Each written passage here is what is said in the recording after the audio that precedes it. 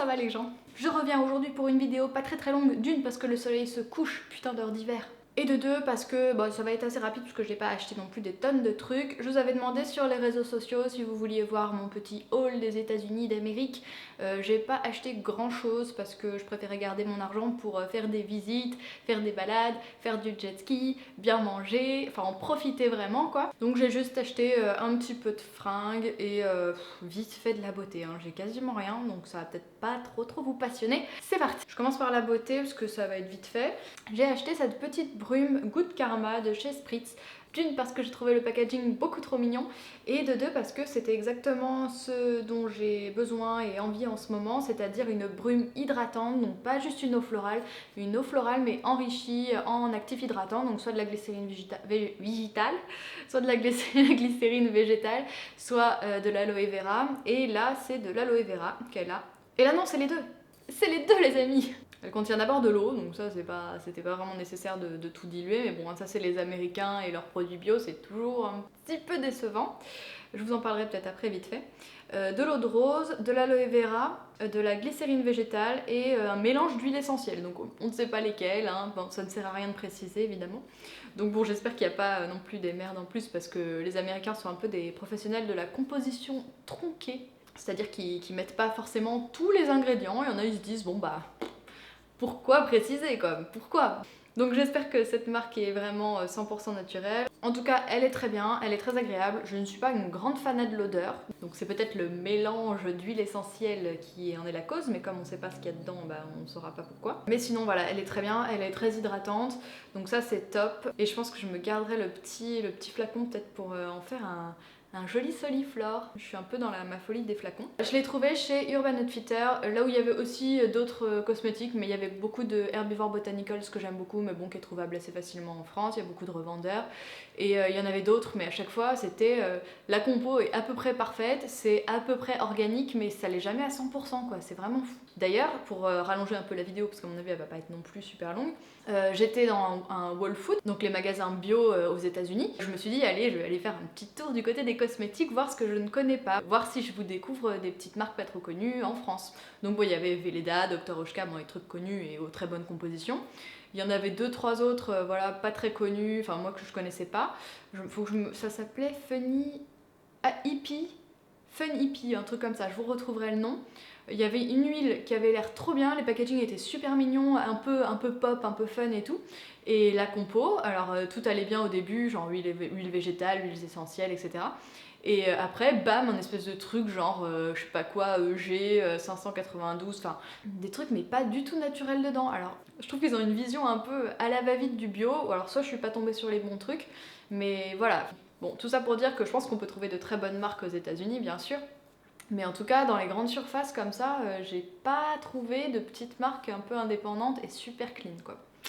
Un peu déçue. Pour continuer dans la beauté, mais plutôt l'hygiène, en fait je voulais tester depuis super longtemps ces deux dentifrices de chez Lush. Alors donc là ce sont des bonnes compositions, il n'y a pas de souci. Personnellement je n'ai rien contre Lush, je sais qu'il y a certains produits qui sont pas oufissimes parce qu'il y a des perturbateurs endocriniens dedans, des SLS dans les shampoings, etc. Mais si on regarde bien les compositions, on peut très bien trouver un super masque dans les masques frais de chez Lush avec une composition irréprochable. Bon voilà, après est-ce que vous voulez donner vos sous aux grands groupes, aux petites marques machin, c'est un autre débat. Mais moi j'aime beaucoup Lush. C'est comme ça que je suis rentrée dans le naturel et j'ai vite abandonné par la suite parce que j'ai trouvé mieux ailleurs. Mais voilà, les dentifrices, moi je suis une grande fanat des dentifrices un peu bizarres. Voilà, j'ai la terre à dents de chez Artistes de Nature, j'ai la pâte saline de chez Velleda, j'ai les dentifrices solides de chez l'Amazona et Pachamamaï. Et je voulais tester les pastilles donc à croquer comme ça de chez Lush et le dentifrice en poudre Ultra Blast. Je crois qu'ils existent tous les deux en France mais pas goût menthe. Celui-ci il existe genre goût fraise, un truc comme ça, le truc j'ai pas du tout envie en tant que dentifrice. Donc celui-ci, mon copain l'a testé, il a recraché tout de suite tellement il était pas habitué parce que bah, forcément c'est à base de bicarbonate de soude donc c'est salé. Donc le concept de dentifrice salé c'est un petit peu difficile à accepter pour les gens qui utilisent des dentifrices conventionnels. Mais voilà, celui-ci je l'ai pas testé, je l'ai pas encore ouvert, donc j'ai hâte de tester, mais j'attends de finir d'autres dentifrices avant. Je pense que je vous ferai d'ailleurs un petit article sur les dentifrices bizarres. Moi je suis une grande ouf, ça fera le 3e article sur les dentifrices que je fais sur mon blog, hein, la folie du dentifrice. Mais je me dis que ça peut être marrant, c'est un peu des alternatives aussi, donc voilà, c'est amusant. On sort des sentiers battus. Voilà, concernant la beauté, c'est tout, quand je vous le disais. Sinon, j'ai déniché ces adorables petites bagues dans un magasin indien à San Francisco, compléter ma collection de grosses bagouses que j'adore. J'en voulais d'autres et elles étaient pas très chères. Je m'étais dit que je n'achèterais plus que de l'argent maintenant puisque ça me saoule de pas pouvoir me laver les mains et d'avoir les doigts noirs et tout. Je ne pense pas que c'était de l'argent vu qu'elles étaient à 7 $ l'unité, un truc comme ça. Ce qui est cool aussi, c'est qu'elles sont complètement adaptables. Donc ça m'a bien aidé parce qu'entre la chaleur de la journée, la fraîcheur de la nuit, j'avais les doigts qui gonflaient. Des fois je les perdais, des fois elles me serraient, donc du coup j'ai bien pu l'ajuster. Et je les trouve très jolies, elles sont toutes simples, elles coûtaient pas cher et elles ne noircissent pas les mains, même en se lavant plein de fois les mains dans la journée. Par contre elles sentent un peu la ferraille. Ça c'est pas très agréable, mais c'est pas très grave. J'ai fait un petit détour par Brandy Melville, donc c'est une de mes boutiques préférées, pour acheter un peu des basiques. Alors j'ai acheté ce petit t-shirt que je trouve super mignon, il est simplissime, donc vous savez c'est que des tailles uniques chez Brandy Melville, j'aime bien le concept, c'est un peu des fringues un peu loose, mais ils ont quand même aussi des t-shirts avec des imprimés un peu vintage et tout, et j'adore cette marque. Donc j'ai juste acheté ce petit top là qui fait un peu années 90 que j'aimais bien, et qui, influençable comme je suis, était porté sur le mannequin avec un petit soutien-gorge, mais vous savez les trucs en dentelle là, tout... je sais pas pourquoi je monte mes soutifs sur YouTube, je ne pensais pas que j'en arriverais là les amis. Mais bon, vous savez, les petits soutifs comme ça en dentelle tout plat, genre sans rien, juste élastiqué. Franchement, j'ai pris l'habitude d'être genre à l'aise pendant le road trip et tout. Donc du coup, j'avais vachement envie de fringues comme ça, hyper confortables. Et voilà, j'adore le porter comme ça, un peu en mode androgyne. Genre, je mets pas de soutif push-up, je mets le strict minimum, le petit t-shirt comme ça. Bon, évidemment, je le porte en dessous, hein. Je ne le porte pas par-dessus, hein. J'ai également acheté une paire de chaussettes, mais c'est fantastique, chez Brandy Melville, mais je l'ai trouvé hyper cool avec le petit bandeau bleu, blanc, rouge comme ça en haut. Donc voilà, ça fait très chaussettes de tennis. Comme je voulais m'acheter des Vans hautes, je me suis dit que ça pourrait être cool de les porter avec ces petites chaussettes qui dépassent, donc voilà, moi je les ai pas encore portées. J'ai également fait des petits achats chez H&M, donc ce qui est absolument stupide parce que bah il y a les mêmes à Paris, hein. Mais j'ai acheté ce petit t-shirt que j'ai trouvé super mignon parce qu'il y a écrit Aliens Believe in Us. C'est trop mignon. Avec la petite broderie, voilà, c'est assez dans l'air du temps. T-shirt acheté au H&M de San Francisco qui est tout à fait trouvable en France. J'ai également acheté chez H&M cette merveilleuse trousse d'un kitsch absolu. Parce que je voulais une trousse fine, simple pour, voilà, pour voyager, parce que du coup avant j'avais besoin genre d'une mallette, tu vois, mais vu que là bah, j'avais quasiment rien ramené, en maquillage j'avais ramené que mon liner, mon correcteur, niveau hygiène aussi c'était très basique, donc du coup je me suis dit il me faut absolument une petite trousse très simple et un peu fun, et voilà j'ai trouvé celle-ci, je l'ai adorée.